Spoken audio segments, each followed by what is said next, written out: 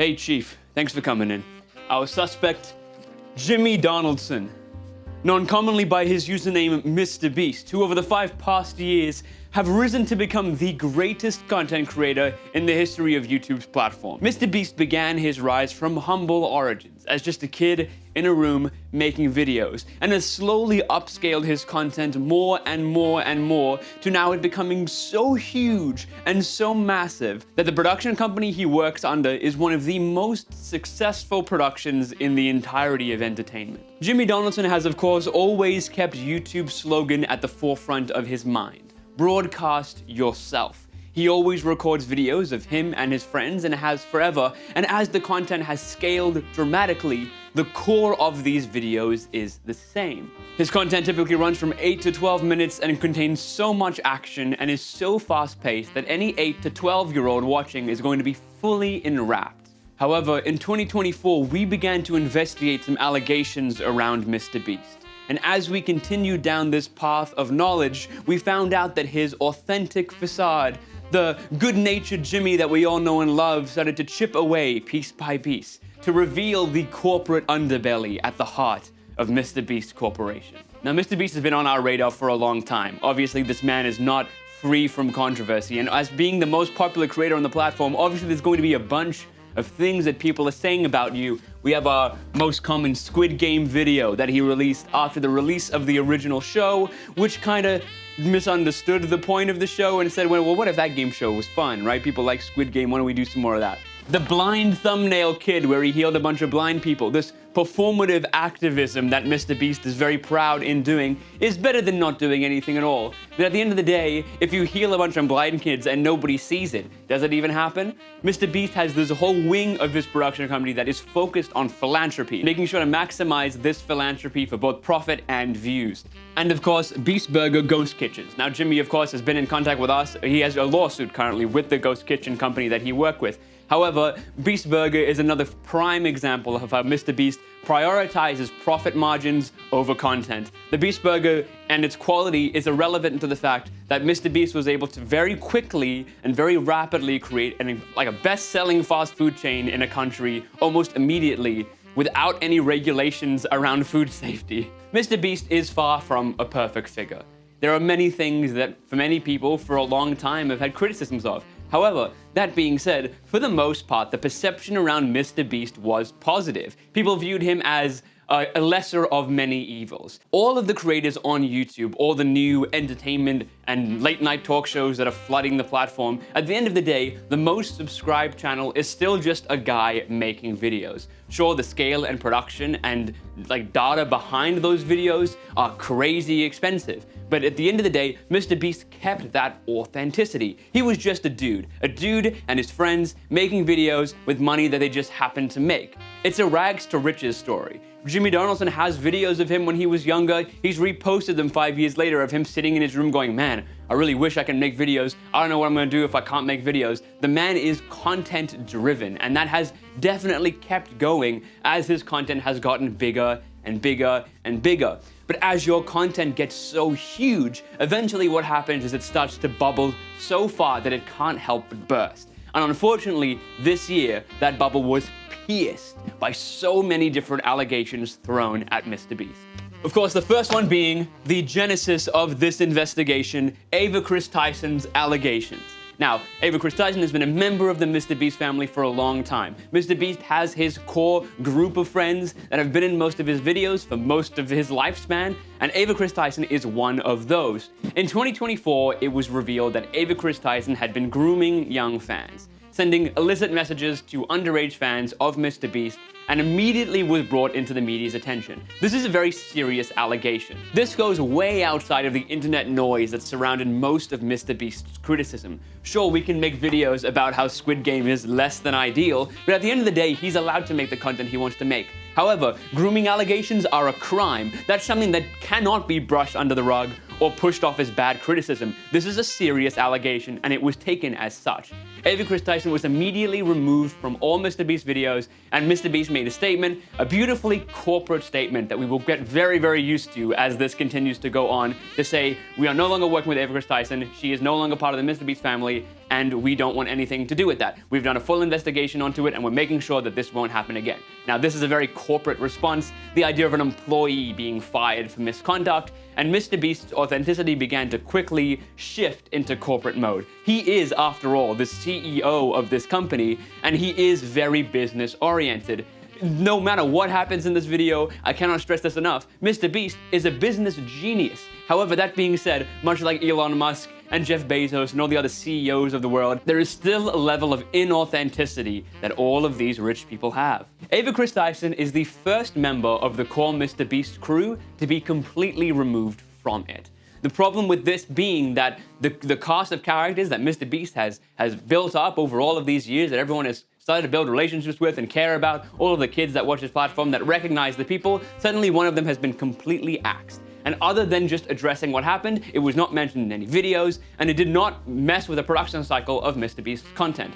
As this video goes on and more of these allegations get thrown at MrBeast, the one thing that stays consistent is his output. There is nothing that changes in that. The videos are pretty much identical. If you weren't aware of all of these allegations and you were just watching MrBeast content regularly, you would have no idea what was going on. And that's okay to the young people who are watching MrBeast, but at the end of the day, they aren't educated in the sins of their educator. Fresh after these grooming allegations, we got a new video from Dogpack404 alleging that MrBeast is a fraud. MrBeast having rigged lottery tickets that he sent out to his fans to guarantee that some of his friends would win these lotteries over fans. MrBeast's content has always been about giving money to people. Hey, I bought everything in this Walmart and you have 60 seconds to take as much of it as you can. MrBeast has always been about that type of content, the David Dobrik-esque giving my best friend the car type content. This stuff that everyone loves to watch. It's like that feel-good idea of like, oh hey, look, these people are getting help no matter what happens. It ties very closely to this idea of performative philanthropy. MrBeast obviously has used lots of money all the time. Most of his content is about this kind of huge scale of money that he's giving out to a bunch of people, and the video alleges that a lot of these videos deal with fraud. Fraud, also very serious allegations against us to pick apart the authenticity, the image of MrBeast that we all know and love. The idea of the fun-loving Jimmy Donaldson, the one who always has our best interests at heart and really wants to make sure that the videos that he's making are the best content for the platform. However, that being said, with allegations of fraud, allegations of misconduct, the mask MrBeast wears starts to become far more clear. This connects then directly to the latest MrBeast video that came out just before this time, which is the collaboration that he did with a bunch of different creators on the platform to basically do challenges to them where they all could win money. Of course, they're not the ones winning money, their fans are the ones winning money, again, tying into this idea. But the thing about this video is, as it released, this allegation was thrown at MrBeast, and suddenly a bunch of creators are doing damage control going, oh, well, okay, look, we're not affiliated with MrBeast. You know, we were in his video, but like, here's my tell-all. Here's my serious thing that I saw when I was at MrBeast content. Piece after piece after piece of MrBeast is starting to fall one by one. As allegations are thrown, what began as a misconduct and firing of Ava Chris Dyson has become a domino effect, as more and more people are coming out against MrBeast saying, hey, this guy's business practices are not so good. Speaking of which, the contestants of Amazon's game show run by MrBeast have filed a class action lawsuit against him for terrible working conditions, dehydration, a lack of food, and unprofessional behavior on the set of this show. MrBeast is not a traditional entertainment creator. He has not made stuff in Hollywood, in television, in live performance. He has made his own videos and operates in a very different sphere to traditional entertainment. What happens then is you have someone with inexperience in this idea trying to make an Amazon show, one of the biggest global mega corporations today making international content, and what he does is fail to understand all of the things that go into making a show of this quality. These contestants are put into rigorous conditions that might be okay for a 6-hour shoot, but over a long period of time with the scale and budget of an Amazon show is awful. Do not put anyone through something like that. I worry that MrBeast has been doing this for ages and no one has just called him up on it because they can't sue him in that context. Ava Chris Dyson's allegations, class action lawsuits, these are far more serious allegations leveled against MrBeast. There are elements of these scandals that are serious crimes. things that MrBeast for sure will have to address. We do not know the outcome of this lawsuit, but as it develops, obviously we're going to see how MrBeast is going to have to respond to these allegations as well. I have no doubt that MrBeast has a strong enough legal team to be able to put a case behind it. We'll see what happens to these people, or whether these people will speak out more against the conditions that MrBeast put them under. I guess as it goes to court, perhaps he will be more transparent about just what happened to these people, or when the show releases, we can see the kind of things they were put under. But a class action lawsuit almost certainly starts to pull the authenticity of MrBeast down some more. And where do you go when your reputation is starting to decline? Well, I can think of two people, Logan Paul and KSI. Two of the most controversial people on the platform have now partnered with MrBeast to create Lunchly, a Lunchables alternative which boasts to be healthier and better for you, and still a bunch of plastic crap in a packet. This collaboration marked the next step in MrBeast's revenue streams. Obviously, he's creating Feastables bars, these chocolates that everyone kind of thinks are okay at best. But he's putting those in the packet along with KSI's Logan Paul's terrible drink. Regardless of the intention behind why they're doing this, the core for what they're doing is to make more money. Sure, they can put it under the guise of, we're trying to help kids out. You know, a lot of people buy Lunchables and we want to provide them with a healthier option, but like healthier is like marginally healthier. Lunchly is not like amazingly healthier. It's not like the best option, but obviously, you know, if you're looking for a quick and healthy meal, you do your best with what you have, especially in a country like America. This collaboration with these two controversial creators obviously then pushes this a little bit further outside of MrBeast's good boy bubble. These two creators have had a lot of controversy with them in the past, their prime drink being another one of these ideas of selling things to children who uncritically buy your product. Lunchables is now also going to be very similar to this. This Lunchly brand that they're creating is marketed very specifically toward the audiences of Logan Paul, KSI, and MrBeast. These are young, impressionable audiences that will uncritically buy anything that these people tell them to buy purely because it has their name on it. There have been allegations thrown about the quality of Prime and the quality of these Lunchly boxes, but we can't really know for sure what is in them, and we're kind of just gonna have to take these creators' words for it as it being healthier than a normal Lunchable, which, you know, I'm sure most things are. This is a collaboration that benefits all three of these people as they push this product to make even more money, which marks the end, for now, of this string of allegations. All of these things thrown at MrBeast as his reputation as one of the good boys of YouTube has slowly divulged further and further until we look at him now as nothing other than the biggest CEO of the platform. But Chief, honestly, the most important thing about this investigation is looking at why are we surprised? When MrBeast is creating content like he does, why are we surprised that it's created in a way that is unideal? Perhaps pushing the boundaries of what he can pull off for the sake of views. It's easy for us to criticize people like KSI and Logan Paul, who have strong track records of being content-pilled and creating ideas and content to purely drive their own profits. MrBeast was often visioned as not like that. You know, he's different. But not our Jimmy. Couldn't be precious Jimmy. Stealing them blind. But why? He never showed any idea of being different, despite the fact that he comes from a similar origin to KSI and Logan Paul, the idea of just picking up a camera and filming yourself, and has now blossomed into one of the biggest creators on any entertainment space.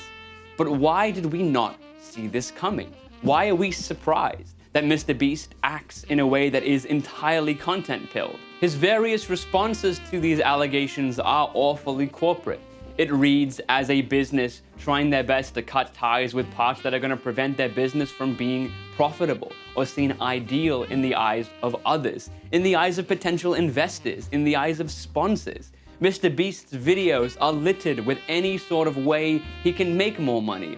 The Squid Game video that he released has a bunch of sponsors in it because it's extremely expensive. And sure, you could say that those sponsors help fund the video, and that is true. But at the end of the day, the scale of MrBeast is so large that you can't call it authentic anymore. And as I mentioned before, so much of this finger-pointing accusation doesn't matter to most of his audience. The people who will watch the next video that will undoubtedly have some sort of lunchy collaboration in it, that will say, hey kids, come buy this new Lunchables. And all of those kids run to their parents saying, hey, look, it's got a drink in it that's really good for you, right? It can help us with hydration. And whose parents perhaps also uncritically will purchase this for their child. The problem with this being that all of these accusations thrown against MrBeast will do nothing. When you get to MrBeast level, these allegations are nothing but a slap in the wrist that can be very easily thrown under the rug. Who knows for how long the idea of talking about MrBeast allegations will go for? We will see if more of them come up. But at the end of the day, the Amazon show will still release. MrBeast will continue to make as many videos as he can and as much profit as he can. Will 2024 be the end of MrBeast? I don't think so. All of our investigations point to the opposite. Creators that have bounced back from so much more controversy before. His own business partner has done stuff just as bad as this, if not worse. Logan Paul is a great example of how drama shouldn't affect your business's bottom line. That's literally his whole thing. YouTube's biggest subscriber isn't just a dude in his bedroom making videos. It's a highly corporatized, highly commercialized creator making as much videos as he can for the most profit. Perhaps the real beast is the desire to create content like this, to be as hyper as possible, to grasp as much attention as you can over as many different platforms and areas, to rake in as much money as you can. Jimmy Donaldson doesn't exist. He is nothing other than the CEO of MrBeast Corp, the most successful production company currently operating in entertainment. He has gone from making videos in his bedroom to becoming the CEO of this global production company. And honestly, I can think of nobody else to be the figurehead of a platform that has gone from broadcasting yourself to making as much money as you possibly can by broadcasting yourself. Thank you for watching. Hopefully you enjoyed. If you like creator analysis like this kind of deeper dive into the production of YouTube and also like the wider entertainment industry, subscribe. That's the stuff I talk about here. So check out my other videos if you'd like. I have a recent one where I talk about D23 and the lies that Disney show to us. So if that sounds interesting, go watch that or subscribe. But thank you. I'll see you next time. Goodbye.